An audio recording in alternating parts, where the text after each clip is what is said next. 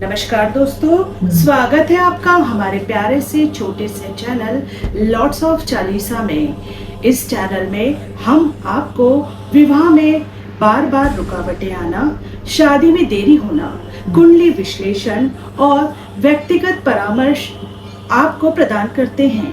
प्रिय भक्तों, आज हम आपको विघ्नहर्ता मंगलकर्ता गजानन गणेश जी महाराज का एक ऐसा विवाह मंत्र बताने जा रहे हैं जिसका नियमित जाप करने से शादी में आ रही रुकावटें या श्रवण मात्र से ही आपके पुत्र और पुत्री का विवाह अच्छे कुल में तय हो जाएगा। भगवान गणेश की पूजा अर्चना करने से और उनका प्रभावशाली मंत्र जो हम आपको बताने वाले हैं उससे आपके पुत्र या पुत्री की शादी शीघ्र ही तय हो जाएगी। भगवान गणेश की पूजा अर्चना करने से और उनका प्रभावशाली मंत्र जो हम आपको बताने वाले हैं उससे आपके पुत्र और पुत्री की शादी शीघ्र ही तय हो जाएगी। सुख करता दुख हरता भगवान श्री गणेश भक्तों के सभी कष्टों को दूर करने वाले हैं। यदि गजानन गणेश जी महाराज का यह शीघ्र विवाह मंत्र सबसे सरल और प्रभावशाली माना जाता है। यह मंत्र जितना सरल है उतना ही प्रभावशाली भी है। यह मंत्र इतना ज्यादा प्रभावशाली है कि कोई भी कार्य करने के पूर्व इस मंत्र का जाप या श्रवण एकाग्रचित होकर सच्चे मन से कर लिया जाए तो आपके सभी कार्य बिना किसी बाधा के और शादी में आ रही रुकावटों का समाधान निश्चय ही हो जाएगा।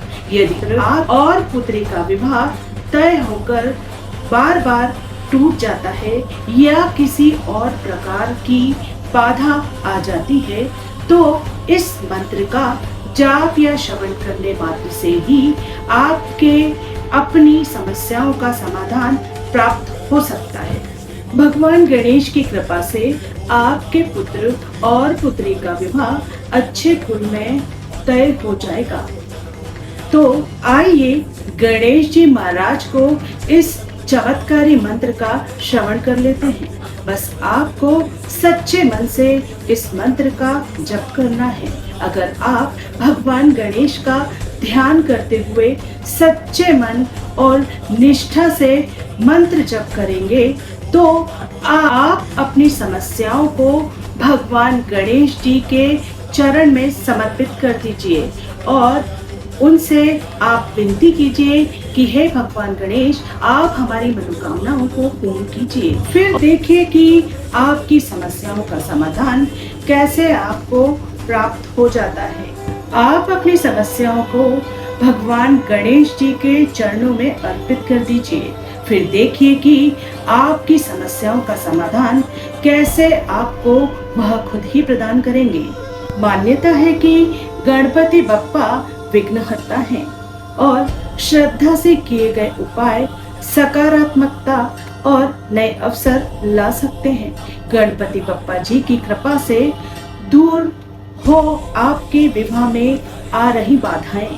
अब मैं जो मंत्र आपको बताने वाली हूँ, इस मंत्र का जाप आप 6, 11 या 21 माला कर सकते हैं।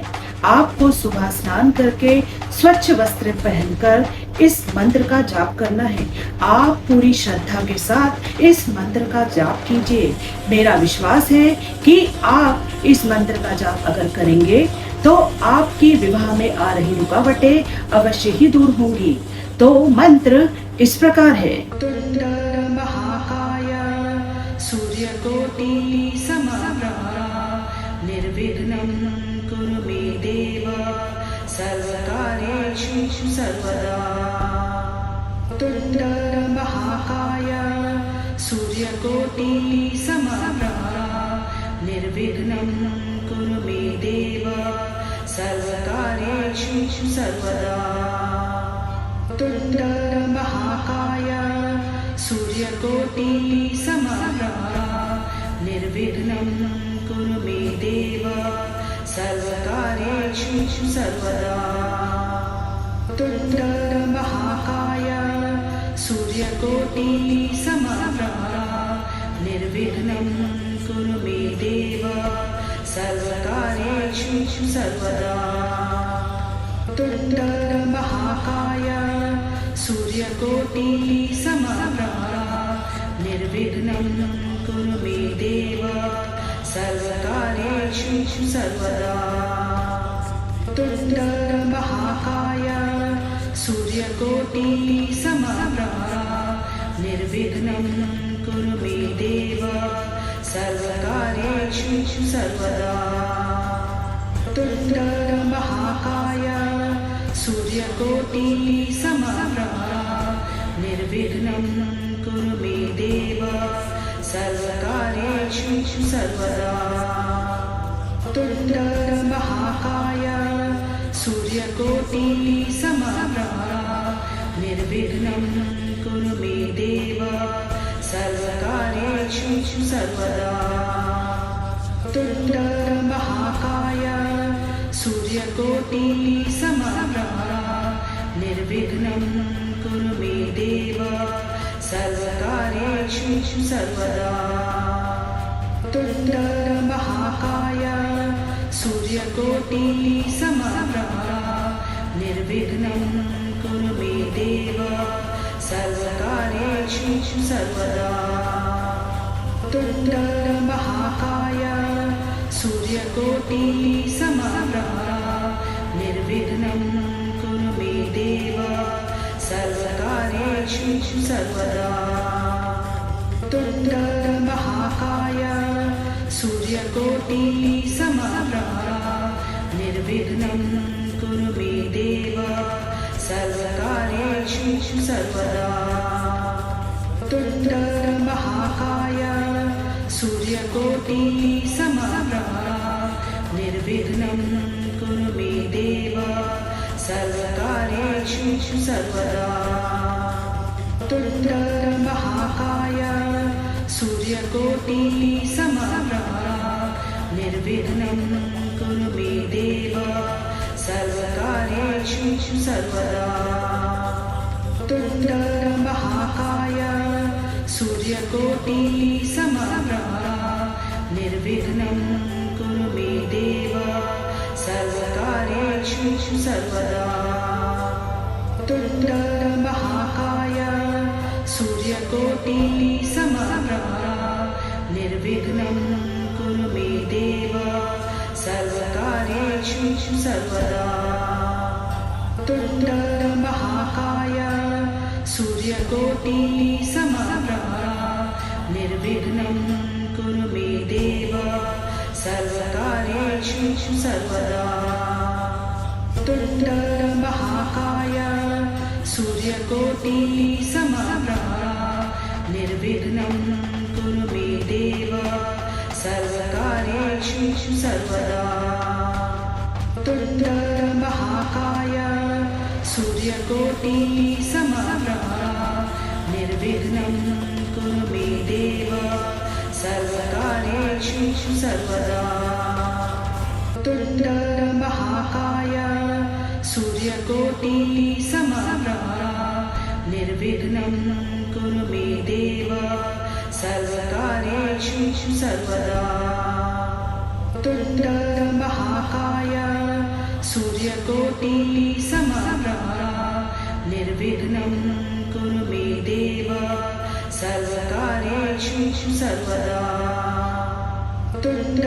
महाकाय सूर्यकोटि समप्रभा निर्विघ्नं कुरु मे देव सर्वकार्येषु सर्वदा। महाकाय सूर्यकोटि समप्रभा निर्विघ्नं कुरु मे देव सर्वकार्येषु सर्वदा। महाकाय सूर्यकोटि समप्रभा निर्विघ्नं कुरु मे देव सर्वकार्येषु सर्वदा। महाकाय सूर्यकोटि समप्रभा निर्विघ्नं कुरु मे देव सर्वकार्येषु सर्वदा महाकाय सूर्यकोटिसमप्रभा निर्विघ्नं कुरु मे देव सर्वकार्येषु सर्वदा महाकाय सूर्यकोटिसमप्रभा निर्विघ्नं कुरु मे देव सर्वकार्येषु सर्वदा महाकाय सूर्यकोटिसमप्रभा निर्विघ्नं कुरु मे देव सर्वकार्येषु सर्वदा महाकाय सूर्यकोटिसमप्रभा निर्विघ्नं कुरु मे देव सर्वकार्येषु सर्वदा महाकाय सूर्यकोटिसमप्रभा निर्विघ्नं कुरु मे देव सर्वकार्येषु सर्वदा महाकाय सूर्यकोटिसमप्रभा निर्विघ्नं कुरु मे देव सर्वकार्येषु सर्वदा महाकाय सूर्यकोटिसमप्रभा निर्विघ्नं कुरु मे देव सर्वकार्येषु सर्वदा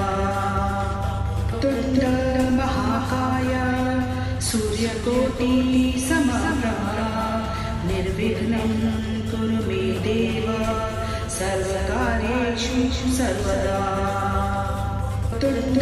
महाकाय सूर्यकोटिसमप्रभा निर्विघ्नं कुरु मे देव सर्वकार्येषु सर्वदा महाकाय सूर्यकोटिसमप्रभा निर्विघ्नं कुरु मे देव सर्वकार्येषु सर्वदा महाकाय सूर्यकोटिसमप्रभा निर्विघ्नं कुरु मे देव सर्वकार्येषु सर्वदा महाकाय सूर्यकोटिसमप्रभा निर्विघ्नं कुरु मे देव सर्वकार्येषु सर्वदा महाकाय सूर्यकोटिसमप्रभा निर्विघ्नं कुरु मे देव सर्वकार्येषु सर्वदा महाकाय सूर्यकोटिसमप्रभा निर्विघ्नं कुरु मे देव सर्वकार्येषु सर्वदा महाकाय सूर्यकोटिसमप्रभा निर्विघ्नं कुरु मे देव सर्वकार्येषु सर्वदा महाकाय सूर्यकोटिसमप्रभा निर्विघ्नं कुरु मे देव सर्वकार्येषु सर्वदा महाकाय सूर्यकोटिसमप्रभा निर्विघ्नं कुरु मे देव सर्वकार्येषु सर्वदा महाकाय सूर्यकोटिसमप्रभा निर्विघ्नं कुरु मे देव सर्वकार्येषु सर्वदा महाकाय सूर्यकोटिसमप्रभा निर्विघ्नं कुरु मे देव सर्वकार्येषु सर्वदा महाकाय सूर्यकोटिसमप्रभा निर्विघ्नं कुरु मे देव सर्वकार्येषु सर्वदा महाकाय सूर्यकोटिसमप्रभा निर्विघ्नं कुरु मे देव सर्वकार्येषु सर्वदा महाकाय सूर्यकोटिसमप्रभा निर्विघ्नं कुरु मे देव सर्वकार्येषु सर्वदा। तुण्डमहाकाय सूर्यकोटिसमप्रभा निर्विघ्नं कुरु मे देव सर्वकार्येषु सर्वदा। तुण्डमहाकाय सूर्यकोटिसमप्रभा निर्विघ्नं कुरु मे देव सर्वकार्येषु सर्वदा। तुण्डमहाकाय सूर्यकोटिसमप्रभा निर्विघ्नं कुरु मे देव सर्वकार्येषु सर्वदा। तुण्डमहाकाय सूर्यकोटिसमप्रभा निर्विघ्नं कुरु मे देव सर्वकार्येषु सर्वदा। तुण्डमहाकाय सूर्यकोटिसमप्रभा निर्विघ्नं कुरु मे देव सर्वकार्येषु सर्वदा। तुण्डमहाकाय सूर्यकोटिसमप्रभा निर्विघ्नं कुरु मे देव सर्वकार्येषु सर्वदा। तुण्डमहाकाय सूर्यकोटिसमप्रभा निर्विघ्नं कुरु मे देव सर्वकार्येषु सर्वदा। तुण्डमहाकाय सूर्यकोटिसमप्रभा निर्विघ्नं कुरु मे देव सर्वकार्येषु सर्वदा। तुण्डमहाकाय सूर्यकोटिसमप्रभा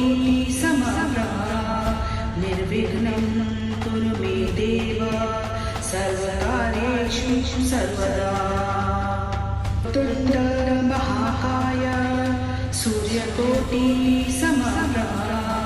निर्विघ्नं कुरु मे देव सर्वकार्येषु सर्वदा। तुण्डमहाकाय सूर्यकोटिसमप्रभा निर्विघ्नं कुरु मे देव सर्वकार्येषु सर्वदा। तुण्डमहाकाय सूर्यकोटिसमप्रभा निर्विघ्नं कुरु मे देव सर्वकार्येषु सर्वदा। तुण्डमहाकाय सूर्यकोटिसमप्रभा निर्विघ्नं कुरु मे देव सर्वकार्येषु सर्वदा। तुण्डमहाकाय सूर्यकोटिसमप्रभा निर्विघ्नं कुरु मे देव सर्वकार्येषु सर्वदा। तुण्डमहाकाय सूर्यकोटिसमप्रभा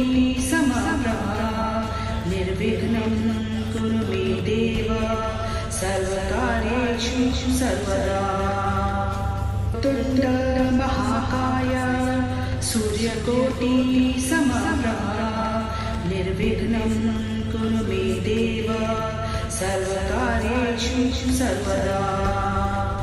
तुण्डमहाकाय सूर्यकोटिसमप्रभा निर्विघ्नं कुरु मे देव सर्वकार्येषु सर्वदा। तुण्डमहाकाय सूर्यकोटिसमप्रभा निर्विघ्नं कुरु मे देव सर्वकार्येषु सर्वदा। तुण्डमहाकाय सूर्यकोटिसमप्रभा निर्विघ्नं कुरु मे देव सर्वकार्येषु सर्वदा। तुण्डमहाकाय सूर्यकोटिसमप्रभा निर्विघ्नं कुरु मे देव सर्वकार्येषु सर्वदा। तुण्डमहाकाय सूर्यकोटिसमप्रभा निर्विघ्नं कुरु मे देव सर्वकार्येषु सर्वदा। तुण्डमहाकाय सूर्यकोटिसमप्रभा निर्विघ्नं कुरु मे देव सर्वकार्येषु सर्वदा। तुण्डमहाकाय सूर्यकोटिसमप्रभा निर्विघ्नं कुरु मे देव सर्वकार्येषु सर्वदा। तुण्डमहाकाय सूर्यकोटिसमप्रभा निर्विघ्नं कुरु मे देव सर्वकार्येषु सर्वदा। तुण्डमहाकाय सूर्यकोटिसमप्रभा निर्विघ्नं कुरु मे देव सर्वकार्येषु सर्वदा। तुण्डमहाकाय सूर्यकोटिसमप्रभा निर्विघ्नं कुरु मे देव सर्वकार्येषु सर्वदा।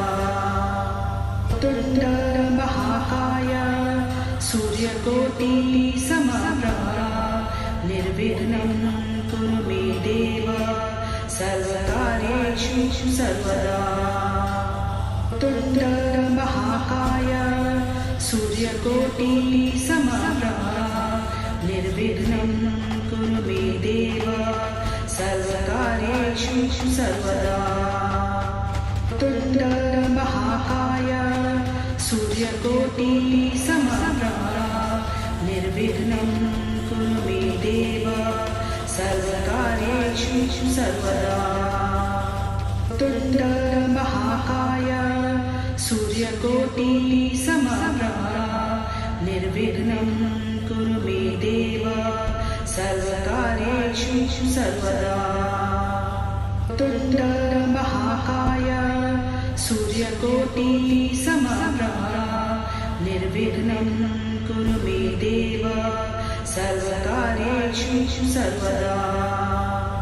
तुण्डमहाकाय सूर्यकोटिसमप्रभा निर्विघ्नं कुरु मे देव सर्वकार्येषु सर्वदा। तुण्डमहाकाय सूर्यकोटिसमप्रभा निर्विघ्नं कुरु मे देव सर्वकार्येषु सर्वदा। तुण्डमहाकाय सूर्यकोटिसमप्रभा निर्विघ्नं कुरु मे देव सर्वकार्येषु सर्वदा। तुण्डमहाकाय सूर्यकोटिसमप्रभा निर्विघ्नं कुरु मे देव सर्वकार्येषु सर्वदा। तुण्डमहाकाय सूर्यकोटिसमप्रभा निर्विघ्नं कुरु मे देव सर्वकार्येषु सर्वदा। तुण्डमहाकाय सूर्यकोटिसमप्रभा निर्विघ्नं कुरु मे देव सर्वकार्येषु सर्वदा। तुण्डमहाकाय सूर्यकोटिसमप्रभा निर्विघ्नं कुरु मे देव सर्वकार्येषु सर्वदा। तुण्डमहाकाय सूर्यकोटिसमप्रभा निर्विघ्नं कुरु मे देव सर्वकार्येषु सर्वदा। तुण्डमहाकाय सूर्यकोटिसमप्रभा निर्विघ्नं कुरु मे देव सर्वकार्येषु सर्वदा। तुण्डमहाकाय सूर्यकोटिसमप्रभा निर्विघ्नं कुरु मे देव सर्वकार्येषु सर्वदा। तुण्डमहाकाय सूर्यकोटिसमप्रभा निर्विघ्नं कुरु मे देव सर्वकार्येषु सर्वदा। तुण्डमहाकाय सूर्यकोटिसमप्रभा निर्विघ्नं कुरु मे देव सर्वकार्येषु सर्वदा। महाकाय सूर्यकोटि समप्रभा निर्विघ्नं कुरु मे देव सर्वकार्येषु सर्वदा। महाकाय सूर्यकोटि समप्रभा निर्विघ्नं कुरु मे देव सर्वकार्येषु सर्वदा।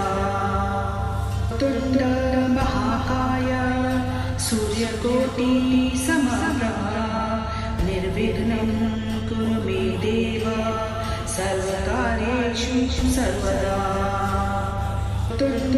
महाकाय सूर्यकोटि समप्रभा निर्विघ्नं कुरु मे देव सर्वकार्येषु सर्वदा। महाकाय सूर्यकोटि समप्रभा निर्विघ्नं कुरु मे देव सर्वकार्येषु सर्वदा। महाकाय सूर्यकोटि समप्रभा निर्विघ्नं कुरु मे देव सर्वकार्येषु सर्वदा। महाकाय सूर्यकोटि समप्रभा निर्विघ्नं कुरु मे देव सर्वकार्येषु सर्वदा। महाकाय सूर्यकोटि समप्रभा निर्विघ्नं कुरु मे देव सर्वकार्येषु सर्वदा। महाकाय सूर्यकोटि समप्रभा निर्विघ्नं कुरु मे देव सर्वकार्येषु सर्वदा। महाकाय सूर्यकोटि समप्रभा निर्विघ्नं कुरु मे देव सर्वकार्येषु सर्वदा। महाकाय सूर्यकोटि समप्रभा निर्विघ्नं कुरु मे देव सर्वकार्येषु सर्वदा। महाकाय सूर्यकोटि समप्रभा निर्विघ्नं कुरु मे देव सर्वकार्येषु सर्वदा। महाकाय सूर्यकोटि समप्रभा निर्विघ्नं कुरु मे देव सर्वकार्येषु सर्वदा। महाकाय सूर्यकोटि समप्रभा निर्विघ्नं कुरु मे देव सर्वकार्येषु सर्वदा। महाकाय सूर्यकोटि समप्रभा निर्विघ्नं कुरु मे देव सर्वकार्येषु सर्वदा। महाकाय सूर्यकोटि समप्रभा निर्विघ्नं कुरु मे देव सर्वकार्येषु सर्वदा। महाकाय सूर्यकोटि समप्रभा निर्विघ्नं कुरु मे देव सर्वकार्येषु सर्वदा। महाकाय सूर्यकोटि समप्रभा निर्विघ्नं कुरु मे देव सर्वकार्येषु सर्वदा। महाकाय सूर्यकोटि समप्रभा निर्विघ्नं कुरु मे देव सर्वकार्येषु सर्वदा। महाकाय सूर्यकोटि समप्रभा निर्विघ्नं कुरु मे देव सर्वकार्येषु सर्वदा।